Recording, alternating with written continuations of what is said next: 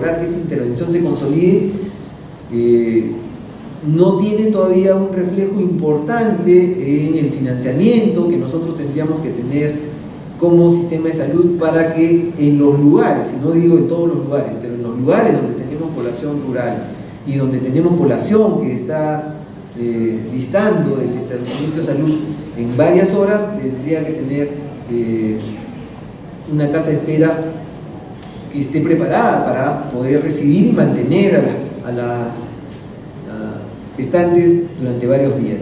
Y este es un tema, otro, que nosotros podríamos establecer como uno de los roles también que puede jugar el colegio de obstetras, porque justamente la incidencia política, la vigilancia social que se haga, la articulación con los niveles locales para que los municipios puedan mantener estas casas de espera, estamos hablando de zonas distantes en el país, tengan un nivel de incidencia que haga que nosotros tengamos estas casas de espera y que además sean pagadas por el Seguro Integral de Salud, como en este caso nosotros mantenemos muchos de los servicios.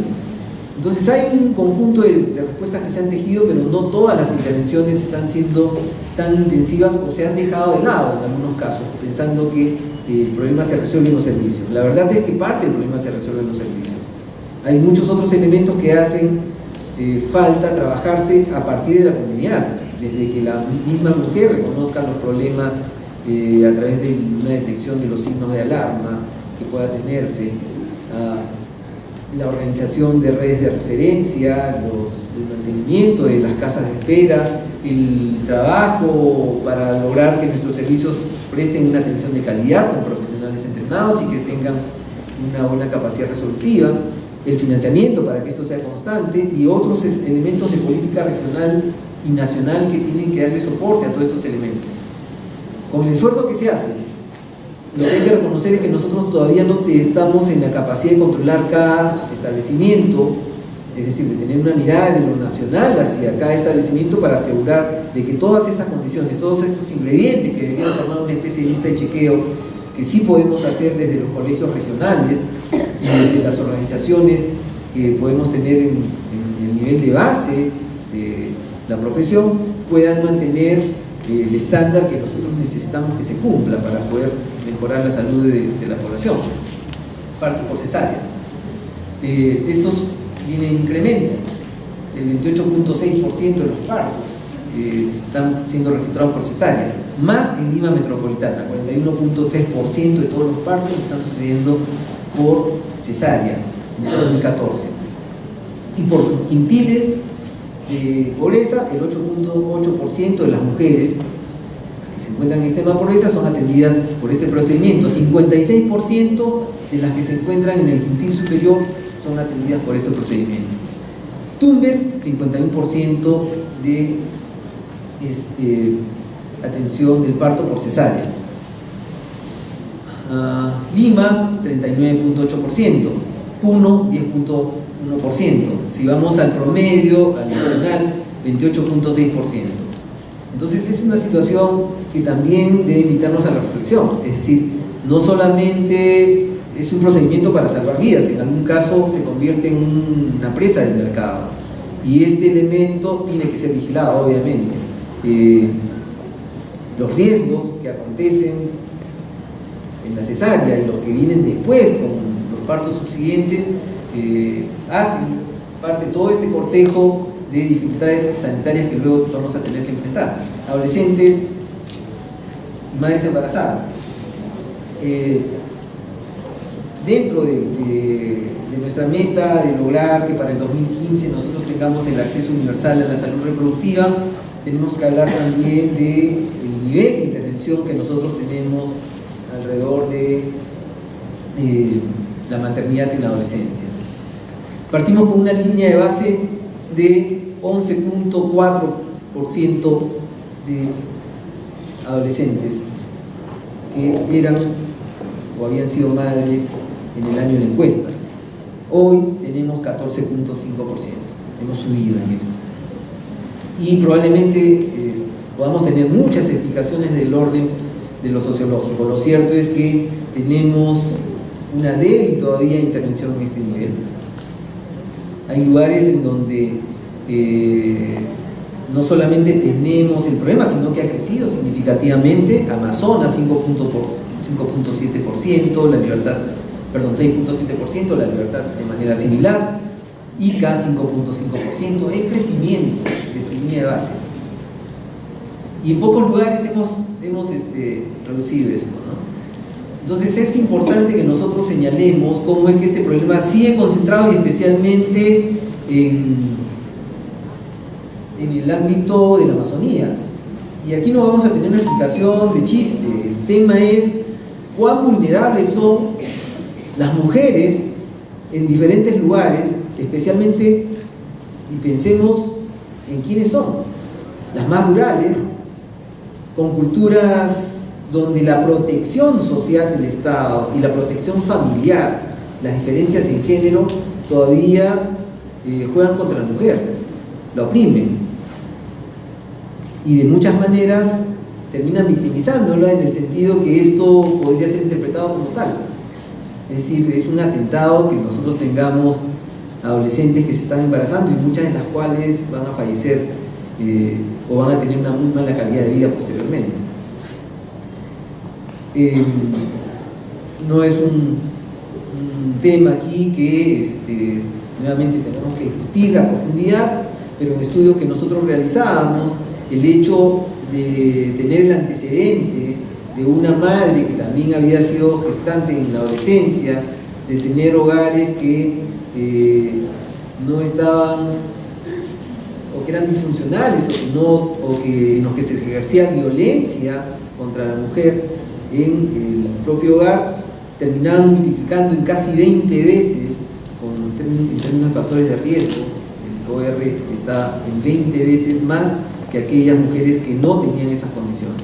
Entonces hay un ciclo ahí que en algún momento se exploró, que tiene que ver con la transmisión intergeneracional de la pobreza. Las condiciones en las que vivimos se transmiten también y van a llevar a que la mujer continúe reproduciendo estas situaciones, especialmente si en una familia que es pobre y que y cuya madre tuvo un hijo en la adolescencia, esta misma hija adolescente vuelve a reproducir el ciclo. Pero no solamente se trata este ciclo de la transmisión intergeneracional de la pobreza, también se trata de una transmisión en donde nosotros vamos a tener determinados patrones de conducta que se van asumiendo, porque no existen otras posibilidades, porque no existe la capacidad de ver el mundo de otras maneras, porque no hemos trabajado lo suficiente e intensivamente sobre las habilidades para la vida y sobre el plan de vida que podemos tener. Entonces se trata de una intervención multifactorial, multidimensional en muchos de los aspectos, pero que necesita actores fundamentales. En los 80, las obstetras fueron líderes de una de las intervenciones exitosas en el país, que tiene que continuar creciendo y recuperándose. Y esto fue la introducción de la planificación familiar. Hoy tenemos también la posibilidad de ejercer un rol en este espacio de contribución a la reducción de la pobreza y de la mejora de las condiciones y la calidad de vida de las mujeres.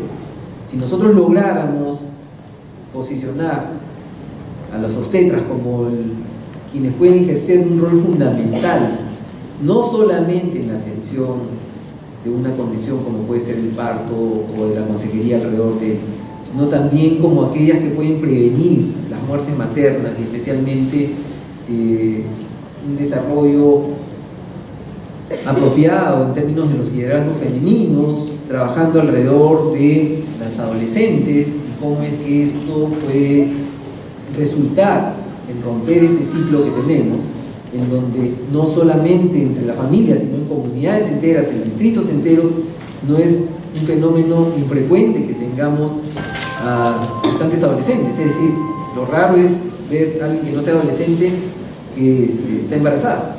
Y esa situación puede ser absolutamente abordable. Se tienen los datos. Nosotros hemos establecido un sistema que progresivamente va alcanzando el país.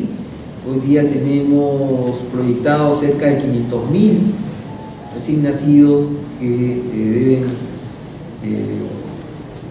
tenerse en el año 2015, y a través del certificado de nacido vivo tenemos aproximadamente registrado el 70% de los que deberían haber nacido hasta ese momento. Nos falta todavía como un 30% importante para tener el registro de todo el país.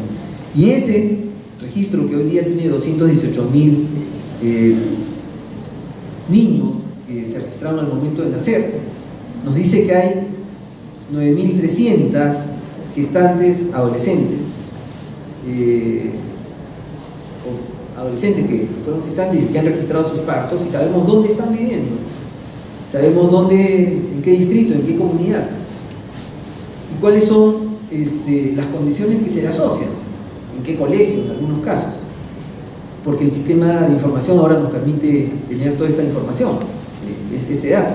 Entonces hay un tema importante que nosotros podemos trabajar, en el sentido de poder hacer que esos espacios sean justamente nuestros espacios de intervención. No es un fenómeno etéreo, no es que no sepamos dónde están. Hoy día somos capaces de saber dónde están situadas las personas y las comunidades sobre las que tenemos que intervenir. La tasa de uso anticonceptivos de mujeres unidas en edad fértil era en el año 92 de 59%. Nuestra meta del 2015 es lograr que todas ellas lo tengan, y en el 2014 tenemos todavía 75% de las mujeres que tienen algún tipo de método, usando algún tipo de método. Esta situación ha crecido sustantivamente, las brechas casi no existen entre lo urbano y lo rural. No quiere decir que sea toda una maravilla. 2 de cada 3 mujeres están teniendo acceso a algún método de planificación familiar, pero cuando nosotros podemos examinar quienes usan, por ejemplo, métodos de depósito o abstinencia periódica o la píldora, vamos a encontrar que hay todavía temas que tenemos que resolver. 18% en el 2014 utilizan un método de depósito como las inyecciones, el 9.1% usan píldora, el 13.13% practican la abstinencia periódica. Es decir, todavía tenemos un tema que resolver con la mezcla de métodos ahí. Acá tenemos los detalles más específicos de cómo ha evolucionado cada uno de los métodos. 22% en su conjunto continúan utilizando métodos transicionales y folclóricos. Los métodos modernos, solamente la mitad. Entonces ahí hay un tema en donde tenemos que nuevamente relevar no solamente el acceso al método, sino la consejería, los aspectos que están relacionados hacia eso, hacia la utilización apropiada para las mujeres que obviamente lo deseen.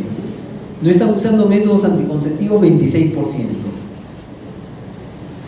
Y la necesidad insatisfecha que nosotros tenemos de métodos anticonceptivos alcanza a ser 9%.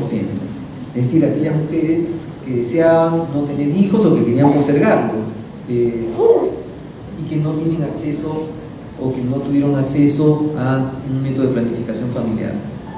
Entre las mujeres que están embarazadas y que tuvieron control prenatal, teníamos 63% de ellas en el 91-92, en el 2014 teníamos 96% prácticamente. Quisiéramos que lleguemos al 100%, pero aquí hay otro tema que tenemos que señalar. Es obvio que las mujeres están llegando a los servicios. La pregunta es cuántas de estas reciben un control prenatal de calidad, una atención prenatal de calidad, que no solamente entregue todos los servicios que tienen que entregarse, sino que se hagan bien y a tiempo. Hemos crecido en estos datos, es bastante homogéneo en términos de lo que nosotros estamos entregando en las diferentes etnias, siempre un rezago importante en las poblaciones amazónicas. La mitad de ellas, la mitad de las gestantes están recibiendo una atención prenatal. Entre las personas que proporcionaron la atención materna, nosotros tenemos que en el año 2004 al 2006 las obstetrices entregaron la mitad de todas estas atenciones. Los médicos 31%, la enfermera 9%, otros, generalmente técnicos sanitarios, estaban en cerca del 9%. Al 2014, las obstetras están prestando el 56% de todas las atenciones prenatales, los médicos 35.8%, las enfermeras 4.8% y los técnicos sanitarios 3.1%. Es decir, se nota la incidencia de cómo se ha venido trabajando. Ahora, ¿cómo convertimos esta capacidad que tenemos de llegar a un poco más de la mitad de todas las mujeres? Y seguramente a muchas más, porque en términos de que los médicos están haciendo las atenciones prenatales, no sé. Bueno, pero seguramente nuestra capacidad de llegar a las gestantes es mucho más que la que estamos viendo inclusive registrada en este gráfico. Reconocemos que la mitad de las atenciones de todas las gestantes están en las obstetras. Probablemente esto en realidad llegue a ser hasta el 75%, según mis propios cálculos personales. Ahora, si estamos llegando a 2 de cada 3 gestantes, y en la práctica el 90% de todas las gestantes, excepto en Amazonía, están siendo atendidos por una obstetra, entonces la pregunta es, ¿cuál es nuestro rol en ese nivel? O sea, es más de un contacto probablemente. El punto es, en ese contacto, por supuesto, estamos en capacidad de hacer, debemos hacer nuestras actividades en un protocolo, pero también tenemos la oportunidad de tener una serie de niveles de incidencia que tendrían que trabajarse para que nosotros logremos algunas otras metas que acercarán a la población al uso intensivo de la atención por una profesional que orienta su vida, su trabajo a la atención de las madres. Pero no solamente se trata de la atención del parto o la atención de ese momento, se trata también de los niveles de acercamiento, consejería e inducción que nosotros tenemos que tener para que tengamos estas intervenciones que estaba señalando, por ejemplo la planificación familiar posterior al parto, o la consejería relacionada al manejo de las intervenciones relacionadas a la reducción del embarazo en la adolescencia. 77% de todos los controles se logran ahora alrededor del tercer mes, y tenemos un número importante de controles, en realidad 6 o más controles. 91% de las mujeres saben cómo evitar el VIH, 62% lo eran en el 2000, pero nosotros encontramos todavía que tenemos una brecha ahí que resolver en términos de protección. Las mujeres que no están unidas y están sexualmente activas, que usaron que son sexualmente activas y que mantuvieron relaciones sexuales, apenas en un 31% utilizaron un preservativo. Este es un crecimiento importante, de todas maneras, en relación a los años previos, que eran apenas 17% en el 96. Pero es uno de los temas que tiene que trabajarse en términos de la salud sexual y reproductiva. Si nosotros hablamos ahora sí de la calidad de nuestras atenciones, podríamos ver que por regiones naturales tenemos un cierto rezago. En la selva, en la sierra, perdón, solamente el 12.6% de mujeres se hizo una prueba de VIH en el último año, por quintil de pobreza el 8.7%. Y si conocen sus resultados, bueno, a la mayoría se les entrega 85.7%. Bueno, no vamos a tocar estos aspectos que fueron señalados por la doctora Anila Luna en relación a la Agenda por Desarrollo. Solamente quisiera señalar aquí que después de haber hecho un recorrido por lo que son nuestros indicadores del desarrollo del milenio, es que la agenda que sigue, los puntos que están necesarios resolver, aquellos elementos que están en el rol del trabajo profesional nuestro, tienen que ver con un marco de situaciones, con pendientes importantes. El primero de ellos es que hay una desaceleración del crecimiento económico y reducción de la pobreza, que había sido logrado de manera importante durante la década del 2000, especialmente en los últimos años.